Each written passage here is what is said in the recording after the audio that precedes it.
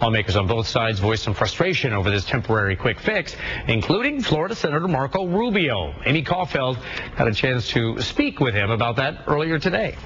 So let's talk first of all about the federal budget and what you've been saying over the last 24 hours. You've had some pretty strong words for your compadres up there. They're operating on what they call continuing resolutions, which is a fancy word for a temporary budgets. Those temporary budgets run out. One ran out a few weeks ago, and I went along and said, okay, well, let's buy 2 more weeks of time so we can continue to work on it. Well, guess what they've done over the last 2 weeks? They've done nothing. No new budget's been worked on, and now they're coming back and saying we have to pass another one of these temporary budgets.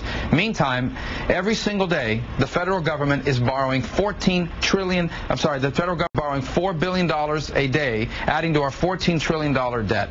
And it's just unsustainable. It's time to get serious about this issue and address it. How do you, as a freshman senator, get people to listen up, take notice to what you're saying, and hopefully follow in your footsteps if that's what you'd like them to do? Well, first we just point to the numbers, because the numbers are frightening. I mean, again, think about it. Every single day the federal government borrows $4 billion just to keep the lights on.